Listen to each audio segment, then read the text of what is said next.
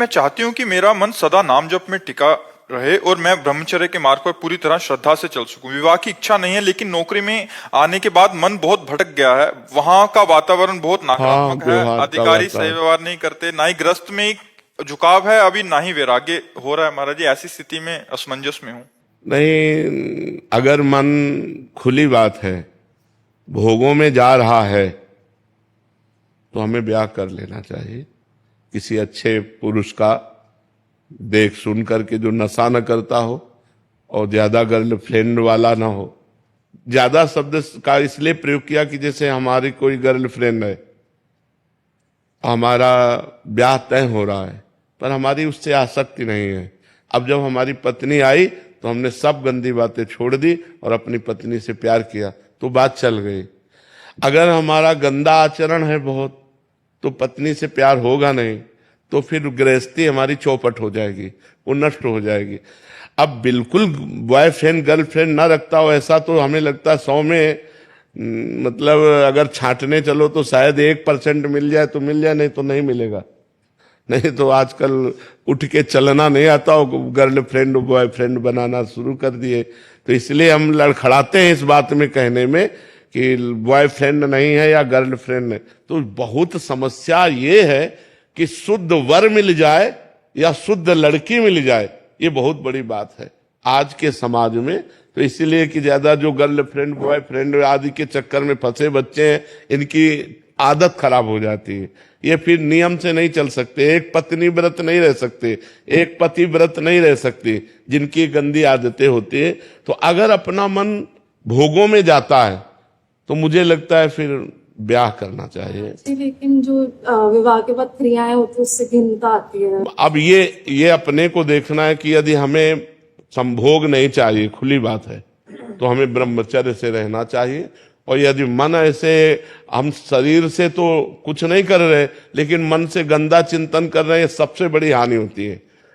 मान लो हमारा मन का गंदा चिंतन हट जाए तब तो बढ़िया बात है। और अगर मन गंदा चिंतन कर रहा है तन से, तो उसका कोई खास पवित्रता नहीं मानी जाती। पवित्रता मन की मानी जाती है। कि अगर हम मान लो शराब आदमी पी रहा है, हम बैठे हैं और हमारा कोई मतलब नहीं, तो हम पवित्र हैं। अब हम शराब नहीं पी रहे लेकिन ललचा रहे हैं देख के, तो हम उस पीने वाले से ज्यादा पवित्र हैं। ये शास्त्रीय नियम है कि अगर हम क्रिया कर रहे हैं लेकिन हमको घृणा कभी न कभी हो जाएगी उससे, लेकिन हम आसक्ति व चिंतन कर रहे हैं और क्रिया नहीं कर रहे, तो कभी वैराग्य नहीं होगा, क्योंकि वो वासना अंदर बैठी हुई है। तो हम ये देखते हैं, अपने हृदय को जांचें कि यदि मेरा हृदय ऐसा कि मुझे पुरुष का सहयोग नहीं चाहिए, तो फिर ब्रह्मचर्य से रहना चाहिए, किसी भी भुलावे में भटकावे में नहीं आना चाहिए। और अगर ऐसा लगता है कि हम कहीं फिसल सकते हैं तो फिसलना नहीं चाहिए। किसी सच्चे, ऐसा नहीं कि नहीं है, एक से एक सुंदर परिवार, वैष्णव परिवार, सात्विक परिवार है, किसी का वर्ण करके अपना जीवन निर्वाह करना चाहिए। राधे राधे महाराज जी। महाराज जी, आप कह रहे हैं कि पूर्व में बहुत सारे अपराध बने महाराज जी, भ्रूण हत्या, व्यभिचार, जो अक्षम्य अपराध ऐसे हुए, दिन रात महाराज जी बहुत जला रहे हैं। महाराज जी, मैं इसका प्रायश्चित करना चाहती हूँ, आप जैसा बोलेंगे मैं अक्षरशः वैसा पालन करने का हाँ, आगे से पाप ना हो। और एक भागवत सप्ताह करवा लो, श्रीमद् भागवत सप्ताह। भागवत सप्ताह गरज रही है समस्त पापों का नाश करने के लिए। मूल पाठ संस्कृत से, अगर भाई पैसा हो तो 7 दिन भागवत करवा लो, नहीं तो 7 दिन बैठ करके सुनो और वो संस्कृत से बोले, तो निश्चित हमारा विश्वास है कि इस भागवत सर्व समर्थ है। धुंधकारी महापापी था और 7 दिन केवल भागवत सुनने मात्र से विमान आया और वो भगवान के धाम को गया। तो अगर हमसे गलती हो जाए तो उसके लिए प्रायश्चित भी है। तो 7 दिन भागवत सुन लीजिए आप। मुकेश कुमार सिंह जी, मुंबई से। महाराज जी, आप कह रहे हैं कि आपने महाभारत, संकट मोचन, महाबली, हनुमान, द्वारिकाधीश आदि धारावाहिक जो हैं इनका निर्देशक किया। अभी ये एक महाभारत जो व्यास जी द्वारा लिखित है, उस पे एक भव्य फिल्म बनाना चाहते हैं, उसके लिए भी महाराज जी, जिससे लोग समाज। हाँ, अच्छा है, अच्छा है। किसका प्रश्न है?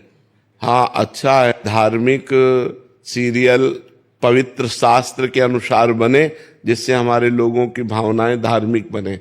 जो हम देखते हैं, जो हम सुनते हैं, वही हमारा चिंतन बनता है, वैसे ही आचरण बनते हैं। तो हम चाहते हैं कि जो असत फिल्में हैं बिल्कुल झूठी हैं, अश्लीलता भरी हैं, गंदे भावों को बढ़ाने वाली हैं। इनसे हट करके हम धार्मिक सदाचरण वाले, पवित्र आचरण वाले ऐसे लीला का अनुकरण दिखाएं जिससे लोगों की भावनाएं पवित्र हो। अब जैसे बड़ा प्रयास करके रामानंद सागर जी ने रचा, तो आज भी जब देखो तो भाव में भर जाते हैं। लीला अनुकरण है, महाभारत का बहुत पवित्र अनुकरण, लीला अनुकरण है, आप जरूर करो। छोटे छोटे ऐसे चरित्र हैं महाभारत के अंदर जो लोक शिक्षा के लिए बहुत अनुकरणीय है, जरूर करना चाहिए, ऐसा ही करना चाहिए। और ध्यान रखना चाहिए कि पवित्र दृश्य को दिखाने के लिए हमें पहले पवित्रता खुद में धारण करनी होगी।